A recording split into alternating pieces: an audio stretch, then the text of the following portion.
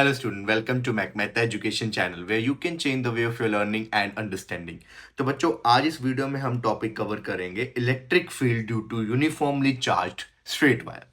तो बच्चों आपको फिगर दिखाई दे रही होगी, यहाँ पे हमारे पास एक स्ट्रेट वायर है, इनफाइनाइट लॉन्ग मतलब बहुत लंबी वायर है ये, उसके ऊपर पॉजिटिव चार्ज है बच्चों।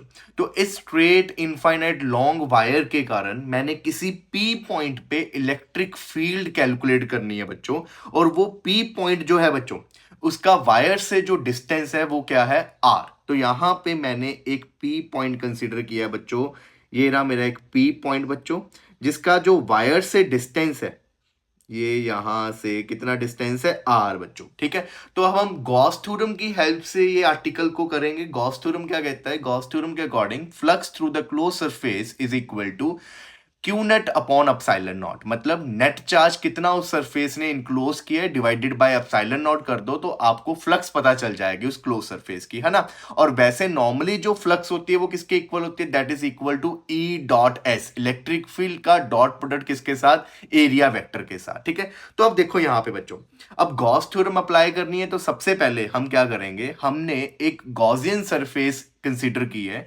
जो इस वायर को इनक्लोज करेगी, और यहां पे हम जो गॉसियन सरफेस कंसीडर कर रहे हैं बच्चों वो सिलेंड्रिकल गॉसियन सरफेस है, और उस सिलेंडर का जो रेडियस है बच्चों वो हमने लिया है स्मॉल आर।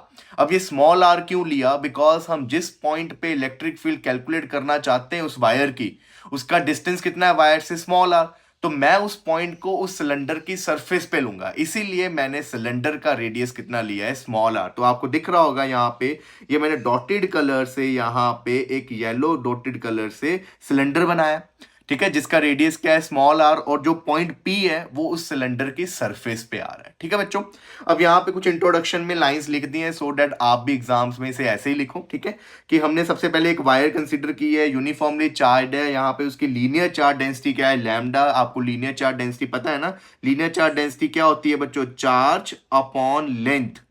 ठीक है, कितना चार्ज है डिवाइडेड बाय कितनी लेंथ पे, उसे बोलते हैं हम लीनियर चार्ज डेंसिटी। ठीक है, अब सबसे पहले बच्चों पी पॉइंट पे इलेक्ट्रिक फील्ड कैलकुलेट करने के लिए हम क्या करेंगे, हम कैलकुलेट करेंगे flux flux through the Gaussian surface.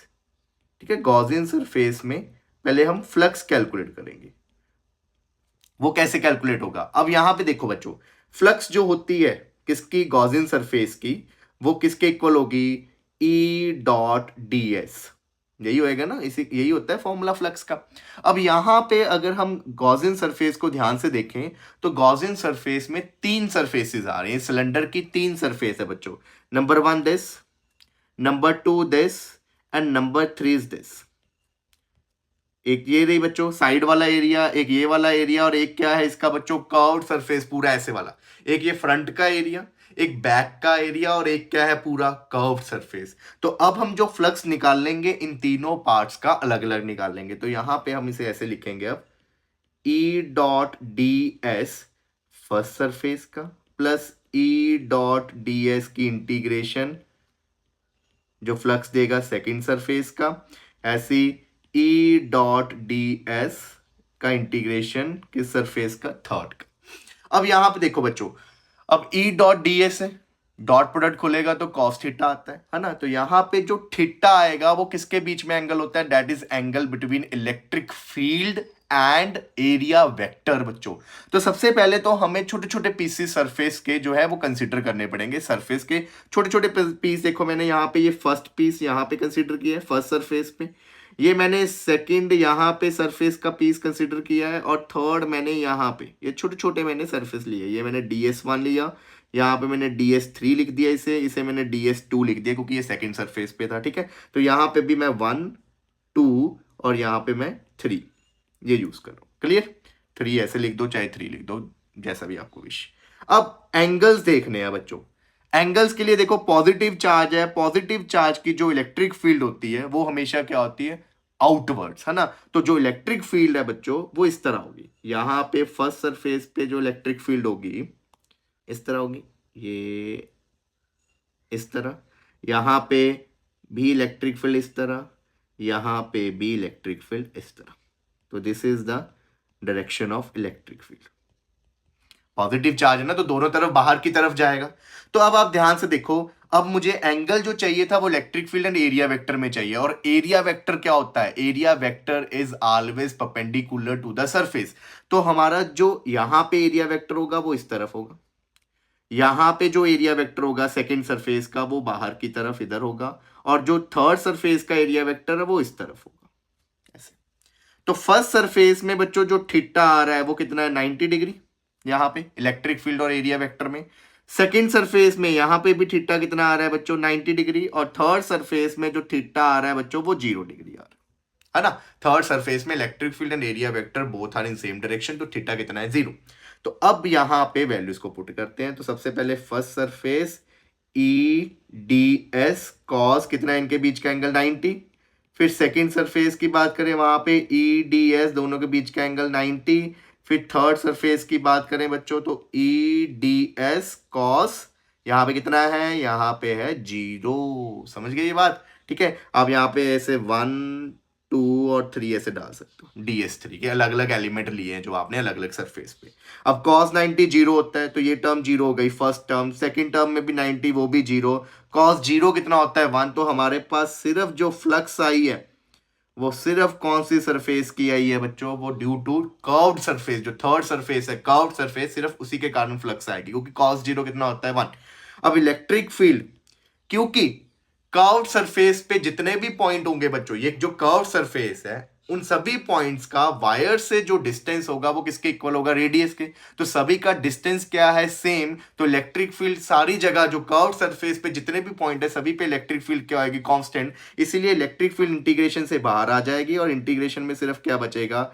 DS3। ठीक है। तो अगर मैं अब इन छोटे छोटे सरफेस, जो DS3 मैंने छोटा सा सरफेस एरिया लिया, वो किस पे लिया? कर्व सरफेस पे। ऐसे ही अगर मैं कर्व सरफेस के सारे छोटे छोटे एरिया को ऐड कर दूंगा तो मेरे पास क्या आएगा? Total area. कौन सा total area? Curved surface area. तो यहां पे आएगा कर्व्ड सरफेस एरिया। और कर्व्ड सरफेस एरिया कितना होता है बच्चों? सिलेंडर का कर्व सरफेस एरिया कितना होता है? 2πr_l। और l क्या है बच्चों? l is length of cylinder. जो मैंने सिलेंडर ये बनाया है उसकी लेंथ कितनी है? यहाँ पे नीचे लिखी हुई है ना कितनी लेंथ है? l। तो ये आ गया 2πr। So this is the flux. ये है फ्लक्स किसकी? जो गॉसियन सरफेस की फ्लक्स है। अब यूजिंग गॉस थ्योरम भी तो फ्लक्स निकल सकती है ना। नाउ यूजिंग गॉस थ्योरम जो फ्लक्स होती है वो किसके इक्वल होती है? Q net by epsilon not. यहां पे क्यू नेट क्या है बच्चों? Q net is net charge enclosed bye Gaussian surface. क्योंकि आप किसकी फ्लक्स निकाल रहे हो? गॉसियन सरफेस की। तो आपको फ्लक्स में जो नेट चार्ज लेना है वो भी किसका लेना है? गॉसियन सरफेस के अंदर का।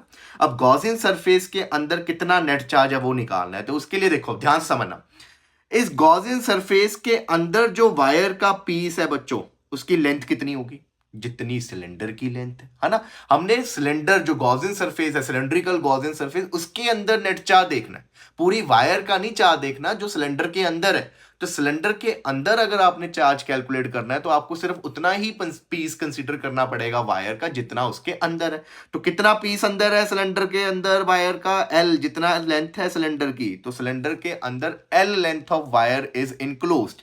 तो यहां पे ये मैंने आपको फॉर्मूला लिखवाया यहां पे कि लैम्डा क्या होता है? Charge upon length. तो यहां से चार्ज किसके इक्वल आ जाएगा बच्चों? चार्ज आ जाएगा लैम्डा इंटू लेंथ। यही आएगा ना।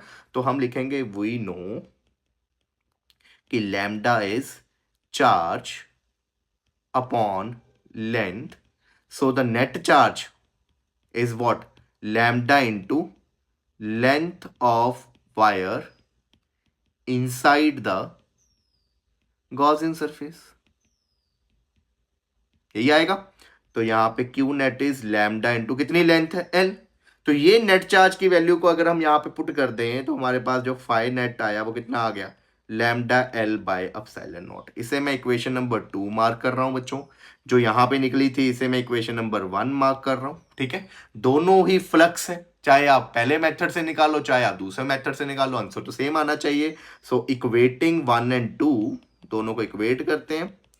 इक्वेट करने के बाद वहां आया था E इंटू 2πRL, यहाँ पे आया है lambda L by epsilon not, L से L कैंसल, तो जो इलेक्ट्रिक फील्ड आई वो किसके equal I, lambda by 2 pi epsilon not R। और ये इलेक्ट्रिक फील्ड कहाँ पे निकली है, P पॉइंट पे, जिसका वायर से डिस्टेंस कितना है R।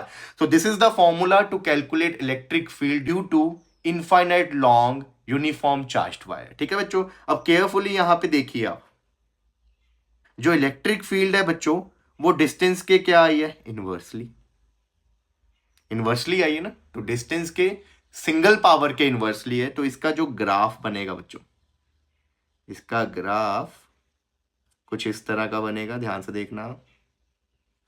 इनवर्सली है तो आपको पता है इनवर्सली का ग्राफ कैसे होता है, इस तरह।